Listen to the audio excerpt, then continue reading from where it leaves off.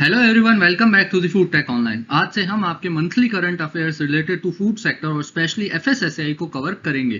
तो आज के सेशन में हम देखेंगे अक्टूबर मंथ के अंदर जो भी इंपॉर्टेंट एफएसएसएआई की तरफ से डिक्लेरेशन आए हैं, कोई बड़ा इन्वेस्टमेंट आया है इंडिया के अंदर फूड सेक्टर के अंदर, या फिर और भी कोई एफएसएसएआई ने नए नॉर्म्स पास किए हैं, उन सबके से रिलेटेड जो भी इंपॉर्टेंट न्यूज अक्टूबर मंथ 2024 के अंदर हमें देखने को मिली थी उसको कवर करेंगे। तो चलिए शुरू करते हैं। तो सबसे पहले एफएसएसआई ने एक बहुत ही ज्यादा बेनिफिशियल और इम्पोर्टेंट डिक्लेरेशन दे दिया है related to the street vendors और जो हमारे हॉकर्स होते हैं जो स्ट्रीट टू स्ट्रीट मूव करके अपना घर से घर घूम के अपने प्रोडक्ट को सेल करते हैं, या फिर जिनके छोटे छोटे फूड स्टॉल्स होते हैं आपकी लोकेलिटी में, उन सब के लिए फूड बिजनेस के लिए एफएसएसआई ने एक बहुत ही इंपॉर्टेंट डिक्लेरेशन दिया जिसके अंदर उनके लिए दो इंपॉर्टेंट चीजें हैं। सबसे पहली तो उनका जो एफएसएसआई के लिए हम अप्लाई करते हैं सर्टिफिकेशन के लिए, उसकी जो रजिस्ट्रेशन फीस होती है वो पूरी तरीके से हटा दी गई है। और दूसरा, ये जो फूड बिजनेसेस थे, स्टॉल्स थे, स्ट्रीट फूड वेंडर्स थे, इनके लिए पहले ये था कि उनको हर एक साल के बाद यानी ईयरली बेसिस पे अपना जो सर्टिफिकेशन था एफएसएसआई का उसे रिन्यू कराना पड़ता था, और ये ड्यूरेशन अब 5 ईयर्स कर दी गई है फ्रॉम दी 1 ईयर। तो चलिए इस न्यूज को देखते हैं। तो सबसे पहले तो इन्होंने कहा है कि जो रजिस्ट्रेशन फीस थी, जो कि पहले 100 रुपीज लगती थी पर रजिस्ट्रेशन पे, मतलब जब आपने नया बिजनेस है तब आपने जब रजिस्ट्रेशन कराया तब भी आपको 100 rupees as a form fees भरनी पड़ेगी जब आप फॉर्म अप्लाई करते हो, और उसके बाद में अगर आप उसे ईयरली बेसिस पे रिन्यू कराते हो तब भी आपकी फीस लगती है। तो इस फीस को पूरी तरीके से हटा दिया गया है। साथ में जो रिन्यू कराने की ड्यूरेशन 1 ईयर होती थी अब वो 5 ईयर्स कर दी गई है, यानी आपको सिर्फ अब 5 ईयर्स में एक बार अपना जो भी आपका रिन्यूएशन का प्रोसेस है वो करना पड़ेगा और अपना सर्टिफिकेट रिन्यू कराना पड़ेगा। अब ये चीज क्यों गई है, इसका जो मेन ऑब्जेक्टिव ये है कि जो भी हमारे फूड सेफ्टी है या फिर फूड सिक्योरिटी है उसको ग्रास रूट लेवल तक इम्प्लीमेंट किया जा सके एफएसएसआई के अलावा। अब अगर ये फीस होती थी, ये जो रिन्यूएशन का प्रोसीजर ईयरली बेसिस पे होता था, इस वजह से कई वेंडर्स फूड सेफ्टी अथॉरिटी थी जो हमारी एफएसएसआई, उससे सर्टिफिकेशन लेने से कतराते थे। वो सोचते थे इतना कॉम्प्लेक्स प्रोसेस कौन बार बार करेगा, कौन फीस पे करेगा ईयरली बेसिस पे। तो इसलिए कई लोग अपना जो एक तरह से इंस्पेक्शन होता है एफएसएसआई के द्वारा उसे कराते नहीं थे। ठीक है, लेकिन अगर इसमें से फीस हटा दी गई है तो ये जो लोकल वेंडर्स है जिनका जो बिजनेस है वो बाकी फूड सेक्टर की इंडस्ट्रीज के मुकाबले बहुत कम होता है, वो भी इसको इजीली अफोर्ड कर पाएंगे और उनके लिए जो फाइनेंशियल बैरियर था वो पूरी तरीके से हटा दिया जाएगा। अब ये जो डिक्लेरेशन था ये हमारा 30 सितंबर को एफएसएसआई ने पब्लिश कर दिया था, जिसके अंदर कह दिया गया है कि रजिस्ट्रेशन कॉस्ट जो थी वो पूरी तरीके से एलिमिनेट कर दी गई है ऑकर्स के ऊपर से, और जो भी हमारा रिन्यूएशन का टाइम है वो भी 5 ईयर तक ड्यूरेशन को एक्सटेंड कर दिया गया है। आगे अगर हम देखें तो ये हम सबको बताए कि कोई भी भले ही छोटे से छोटा फूड बिजनेस हो, आपके जो हॉकर होते हैं या स्ट्रीट फूड स्टॉल होते हैं, उनसे लेके जो बड़ी फूड इंडस्ट्री है, सभी को एफएसएसएआई का जो एक्ट है food safety and standard regulation act 2011, उसके अंदर अपने आप को एज अ फूड बिजनेस वहां पे रजिस्टर कराना कंपलसरी है, तभी वह कोई भी फूड प्रोडक्ट को सेल कर पाएंगे। ठीक है, उसके बाद अगर बात करें तो ये करने के लिए एफएसएसआई का फॉर्म ए जो होता है उसके अंदर हमें अप्लाई करना पड़ता है। फॉर्म ए के थ्रू आप एप्लीकेशन भेजोगे एफएसएसआई को और उसके बाद वह आपका इंस्पेक्शन करेगी और आपको सर्टिफिकेशन अलॉट करती है। ये सब हमें पता है। ठीक है, और इसके लिए पहले 100 रुपए फीस लगती थी जो अब हटा दी। अब अगर हम बात करें कि ये इफेक्टिव कब से हो गया है डिसीजन एफएसएसआई का, तो ये 28 सितंबर 2024 के बाद से डिसीजन इंप्लीमेंट हो चुका है, यानी इस डेट के बाद जो भी फूड बिजनेस जो भी स्मॉल स्केल है या फिर हम कहें जो स्ट्रीट फूड बिजनेस है या फिर हॉकर है वो अप्लाई करेगा रजिस्ट्रेशन के लिए एफएसएसआई के लिए या फिर सर्टिफिकेशन के लिए अप्लाई करेगा, उसके ऊपर कोई भी फीस चार्ज नहीं की जाएगी। लेकिन ये साफ कह दिया गया है कि अगर किसी स्ट्रीट फूड बिजनेस ने 28 सितंबर 2024 से पहले अप्लाई कर दिया और फीस भर दी है रजिस्ट्रेशन की तो उसे कोई रिफंड नहीं देगा एफएसएसआई। ठीक है, साथ में अगर बात करें जो फूड सर्विस हॉकर, ये जो कैटेगरी है हमारी फॉस्कोस कैटेगरी के अंडर में, सिर्फ उन्हीं को ये बेनिफिट दिया जाएगा इस डिसीजन का। और ये डिसीजन क्यों लिया गया है, तो अगर हम बात करें जो हमारे यूनियन हेल्थ मिनिस्टर हैं श्री जेपी नड्डा, उन्होंने एफएसएसएआई को डायरेक्ट किया था कि ये जो फीस है इसे हटा दिया जाए, और एफएसएसएआई ने इसे फाइनली इंप्लीमेंट कर दिया, और साथ में इन्होंने जो 5 इयर्स तक duration of the registration validation है वो भी बढ़ा दिया है। अब अगर हम एफएसएसएआई के फैक्ट्स की बात करें तो हम सबको पता है एफएसएसएआई जो है वो एक बॉडी है, स्टैट्यूटरी बॉडी है, जो कौन सी मिनिस्ट्री के अंडर काम करती है, तो एफएसएसएआई जो है वो ministry of health and family welfare के अंडर में अपने वर्क को कंडक्ट करती है। साथ में जो एफएसएसएआई के अभी करंट में हमारे चेयरमैन है वो कौन है, तो एफएसएसएआई के जो करंट में हमारे चेयरपर्सन है या चेयरमैन है वो है हमारे मिस्टर अपूर्व चंद्रा। तो ये इंपॉर्टेंट क्वेश्चन है कि एफएसएसएआई किस मिनिस्ट्री के अंदर अपना वर्क कंडक्ट करती है, क्योंकि कईयों को कंफ्यूजन होता है कि फूड इंडस्ट्री या फिर मिनिस्ट्री ऑफ फूड के अंदर अपना वर्क कर रही होगी। ठीक है, देन हम अगर बात करें कि ये जो रजिस्ट्रेशन का प्रोसीजर है, कैसे आप एफएसएसएआई में सर्टिफिकेशन के लिए रजिस्टर करते हैं, उसके बाद कौन कौन से प्रोसीजर होते हैं, ये अच्छे से एफएसएसएआई का जो एक्ट था एफएसएसएआर उसमें कौन से सेक्शन के अंदर बताए गए हैं, ये आप कमेंट में बताइए। अगर आपने इसका आंसर कमेंट में बता दिया है तो ये जो हमारे प्रोसीजर है कि कैसे आप एफएसएसएआई में रजिस्ट्रेशन के लिए अप्लाई कर सकते हैं, ये हमारा अच्छे से एक्सप्लेन किया गया है सेक्शन 31 का क्लॉज ए एंड सेक्शन 31 के ही क्लॉज 2 या फिर 1 और क्लॉज 2 के अंदर। ठीक है, तो इन दो क्लॉजेस के अंदर सेक्शन 31 के अंदर आपको पूरा रजिस्ट्रेशन का प्रोसेस एक्सप्लेन किया गया है। ये भी यहाँ पे एक इंपॉर्टेंट क्वेश्चन आ जाता है क्योंकि एफएसएसएआर एक्ट में ही चेंज होगा। तो this is about first news. Now next news को अगर हम देखें तो एफएसएसएआई ने एसओपी यानी स्टैंडर्ड ऑपरेटिंग प्रोसीजर्स इशू कर दिए हैं उन मिल्क प्रोड्यूसर्स या फार्मर्स के लिए जो कि डेयरी कोऑपरेटिव्स को अपना मिल्क प्रोवाइड नहीं करते, या फिर सिंपली मैं कहूं तो वह फार्मर्स जो कि अनऑर्गेनाइज सेक्टर में फार्म पे मिल्क प्रोड्यूस करते हैं और डायरेक्टली कंज्यूमर को दे देते हैं बिना किसी प्रोसेसिंग के थ्रू। ठीक है, और यहाँ पे एक चीज आप ध्यान रखें कि इंडिया का जो करंट में 60 to 65% जो मिल्क प्रोडक्शन है वो अनऑर्गेनाइज सेक्टर से सेल होता है। अनऑर्गेनाइज सेक्टर का मतलब है कि डायरेक्ट फार्म पे प्रोड्यूस होता है और वह फार्म से डायरेक्ट कंज्यूमर को सेल कर दिया जाता है, उसका कोई भी मेनली टेस्टिंग नहीं की जाती है, क्वालिटी टेस्टिंग या फिर उसकी कोई भी फर्दर प्रोसेसिंग नहीं की जाती है। तो इंडिया में अभी ओनली 30 to 35% सेक्टर ही ऐसा है जो ऑर्गेनाइज्ड है, यानी उसमें प्रॉपर मिल्क प्रोसेसिंग होती है, एक चेन के थ्रू होता हुआ मिल्क कंज्यूमर को प्रोवाइड किया जाता है और उसकी सेफ्टी इंश्योर की जाती है। ठीक है, और ये एम क्यों लिया गया है, क्योंकि एफएसएसएआई को चेक करना था मिल्क कंटामिनेशन और मिल्क एडल्ट्रेशन, यानी कि इस चीज को रोकना था। अब क्यों, क्योंकि हम सबको पता है मिल्क में एडल्ट्रेशन के कई बड़े कारण होते हैं। सबसे मेजर 2 रीजन होते हैं, पहला तो कि मिल्क जो है वो पेरिशेबल प्रोडक्ट है, यानी उसकी शेल्फ लाइफ बहुत कम है, तो उसकी शेल्फ लाइफ बढ़ाने के लिए मिल्क में एडल्ट्रेशन किया जाता है। दूसरा, मिल्क जो होता है वो क्योंकि बहुत ही वैल्यूएबल प्रोडक्ट है, इस वजह से कई लोग अनएथिकल मीन से इससे वैल्यू गेन करने या ज्यादा पैसे कमाने के लिए इसमें एडल्ट्रेशन कर देते हैं। ठीक है, तो इन दोनों को कंज्यूमर तक रोकने के लिए पहुंचने से एफएसएसएआई ने ये एसओपीज जारी की है। अब इन एसओपीज में क्या है, इनमें हमें देखने को मिलेगी कि एक फार्मर को कैसे सैनिटरी और हाइजीन रिक्वायरमेंट फुलफिल करनी है अपने फार्म के ऊपर, एनवायरमेंटल मैनेजमेंट कैसे करना है, मिल्क प्रोडक्शन प्रोसेसेस कैसे इंप्लीमेंट करनी है, फूड सेफ्टी मेजर्स जैसे हैंडलिंग, स्टोरेज और ट्रांसपोर्टेशन ऑफ मिल्क कैसे इंश्योर करे ताकि मिल्क के जो कंटामिनेशन है वो कम से कम हो और उसमें माइक्रोबियल ग्रोथ भी कम से कम की हो ताकि मिल्क की क्वालिटी हम इंश्योर कर पाए टू दी एंड कंज्यूमर। अब इसकी इफेक्टिव फॉर्म की अगर हम बात करें तो ये जो एसओपीज है ये अभी पूरी तरह से इंप्लीमेंट नहीं की गई है। ये 3 अक्टूबर को एक हम कह सकते हैं फीडबैक के लिए भेजी गई है जितने भी हमारे स्टेक होल्डर्स हैं डेयरी सेक्टर के उनके पास, तो 60 डेज तक उनके फीडबैक का वेट करेगा एफएसएसएआई और शायद उसके बाद एज पर देयर फीडबैक ये जो डिक्लेरेशन है या ये जो एसओपीज है इन्हें इम्प्लीमेंट कर दिया जाएगा। ठीक है, अब अगर हम बात करें जो इसमें प्राइमरी मिल्क प्रोडक्शन होता है उसको लिए SOPs दिए गए हैं मेनली, यानी जो फार्म लेवल पे मिल्क प्रोडक्शन हो रहा है उसको कैसे करना है, उसमें हम कैसे इंश्योर कर सकते हैं, जैसे उसमें हम हाइजीन कैसे इंश्योर करेंगे। तो जो भी हमारे एनिमल्स हैं उनकी क्लीनलीनेस होनी चाहिए, काउ शेल्टर क्लीन होना चाहिए, प्रॉपर वाटर और फेड सप्लाई होनी चाहिए काउस या फिर बफेलोस को। देन इसमें बताया गया है कि मैनुअल डिस्पोजल सिस्टम होना चाहिए, तो कैसे फार्म पे ही हाइजीन इंश्योर कर दिया जाए।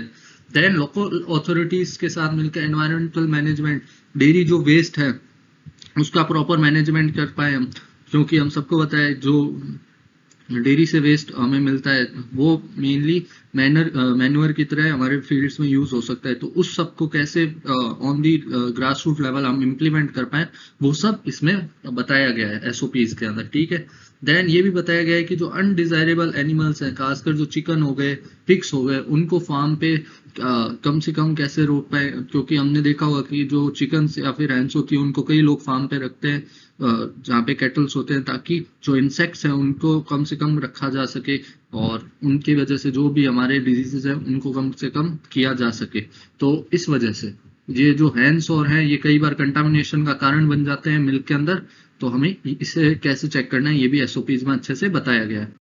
इसी तरीके से एनिमल हेल्थ और स्टोरेज और डिस्ट्रीब्यूशन से रिलेटेड भी SOPs दी गई है। अब एनिमल हेल्थ में आप सबको पता है कि एनिमल्स में कोई भी डिजीज ना हो, उसको प्रॉपरली वैक्सीनेटेड कैसे रखें। उसके अलावा जो भी हमारे डिजीजेस फैलती है एनिमल्स के थ्रू ह्यूमंस में, जैसे TB होता है जो कि माइक्रोबैक्टीरियम ट्यूबरक्लोसिस से होता है, उसके अलावा कॉक्सिला ब्रंटाई जो कि हमारा एक पास्चराइजेशन का इंडिकेटिंग माइक्रो ऑर्गेनिज्म, ये ध्यान रखना। अगर हमारे मिल्क में पास्चराइजेशन के बाद कॉक्सिला ब्रंटाई नेगेटिव मिला है, मतलब पूरी तरह से खत्म हो जाए, तभी हम मानते हैं हमारा मिल्क पूरी तरह से पास्चराइज हो चुका है। तो ये एक इंपॉर्टेंट क्वेश्चन है कि जो पास्चराइजेशन का इंडिकेटिंग माइक्रो ऑर्गेनिज्म है वो कौन सा है, तो वो हमारा कॉक्सिला ब्रंटाई होता है मिल्क के अंदर। हालांकि आजकल ट्यूबरक्लोसिस जो बैक्टीरियम है, यानी ये माइक्रोबैक्टीरियम ट्यूबरक्लोसिस, इसको भी कंसिडर करते हैं, लेकिन जो कॉक्सिला ब्रंटाई ये स्टैंडर्ड है और काफी समय से मान्य है as a indicating micro organism, तो ये आप ध्यान रख सकते हैं। अब आगे अगर हम बढ़े तो इसमें यह भी बताया गया है कि कैसे डायरिया, फीवर, इन सबको कैसे हम प्रिवेंट कर सकते हैं by the good animal health practices on the farm. तो इससे रिलेटेड सारी गाइडलाइंस या फिर स्टैंडर्ड प्रोटोकॉल्स FSSAI ने अपने स्टैंडर्ड ऑफ प्रोसीजर्स में बताई गई है। देन हम बात करें स्टोरेज और डिस्ट्रीब्यूशन। हम सबको पता है मिल्क को है 3 to 4 आवर्स के अंदर उसके एंड कंज्यूमर तक या तो पहुंचा देना चाहिए, अगर वो फार्म पे प्रोड्यूस हो रहा है बिना उसकी प्रोसेसिंग हुए आगे पास्चराइजेशन, तो उसे 3 to 4 आवर्स में कंज्यूमर तक पहुंचा देना चाहिए, या फिर उसको हमें पास्चराइज कर देना चाहिए या कूल डाउन कर देना चाहिए, उसकी प्रोसेसिंग शुरू हो जानी चाहिए। तो ये भी इसमें बताया गया है। साथ में जो मिल्क है उसको ट्रांसपोर्टेशन के वक्त 6 डिग्री से कम रखा जाए, ताकि उसकी जो माइक्रोबियल हम कह सकते हैं क्वालिटी है उसे इंश्योर किया जाए, क्योंकि अगर हाई टेम्परेचर होगा, अराउंड 10 डिग्री से ऊपर टेम्परेचर होगा, तो हाई उसमें माइक्रोबियल ग्रोथ हमें देखने को मिलती है। तो ये चीजें आपको ध्यान रखनी है। नेक्स्ट न्यूज है कि इंडिया के अंदर फूड सेक्टर के अंदर एक बहुत बड़ी इन्वेस्टमेंट आने वाली है।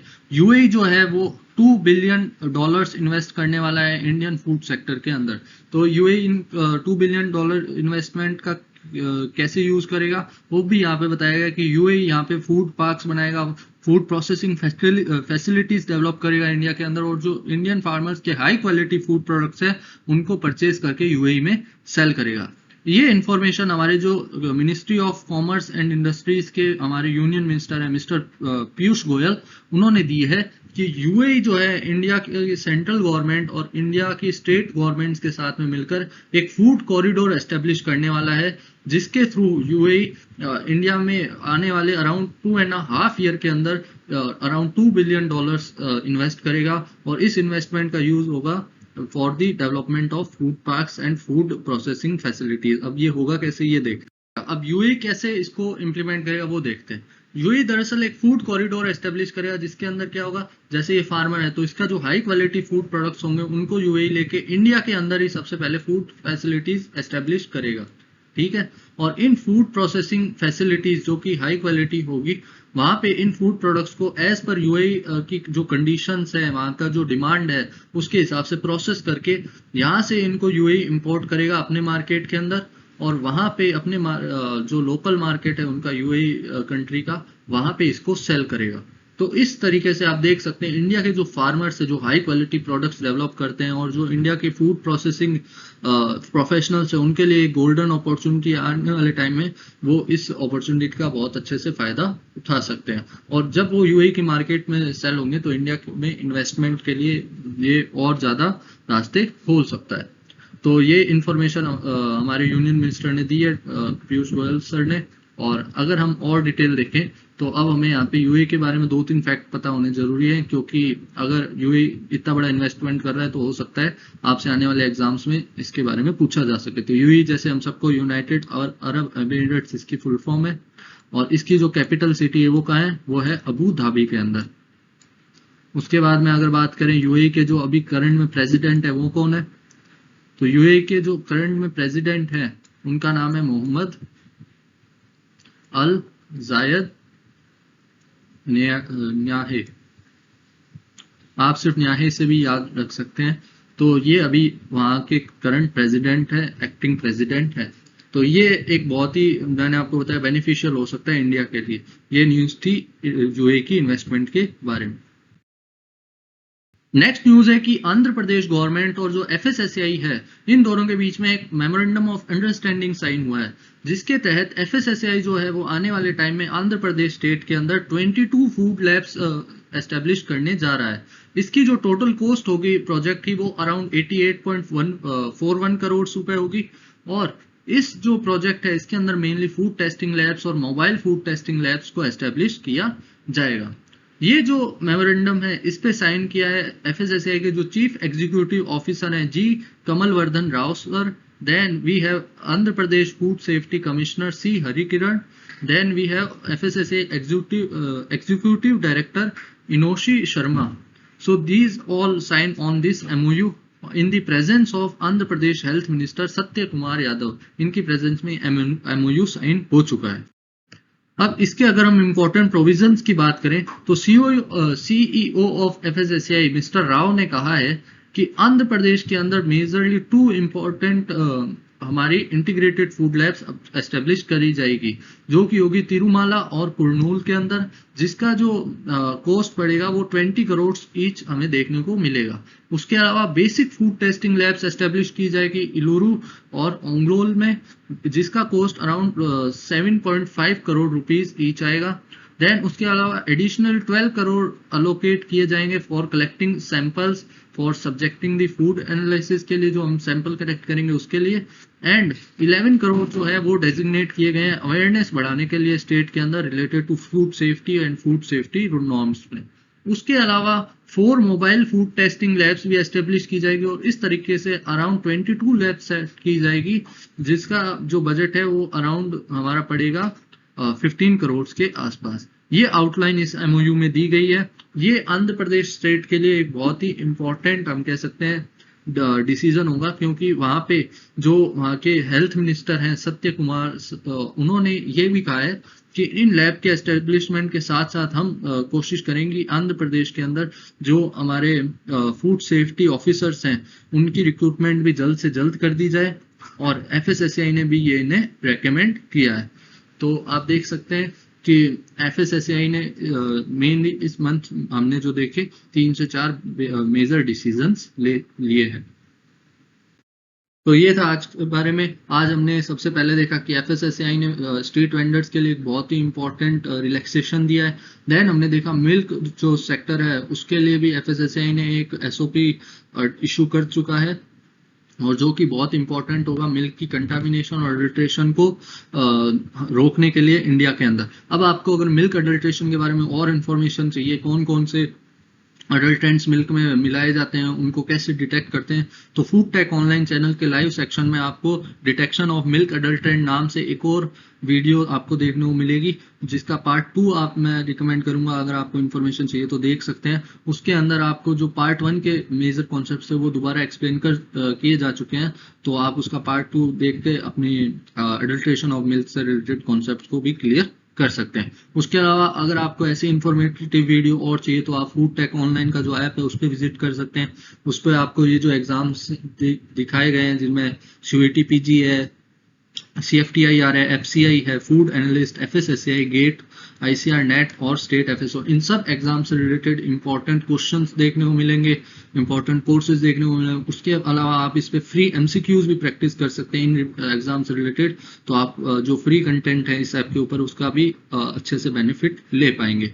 सो if you want to visit the channel or visit the app, the link of the app is in the description of this video. तो दिस इज अबाउट टुडे। अगर आपको ये करंट अफेयर्स वाला जो हमने सीरीज शुरू की है सही लग रहा है तो आप कमेंट में बताइए। हो सकता है ये हम मंथली बेसिस पे FSSAI के साथ साथ और भी जो फूड की इम्पोर्टेंट न्यूज़ होती है उसको भी कवर करें आगे। So this is about today, thank you.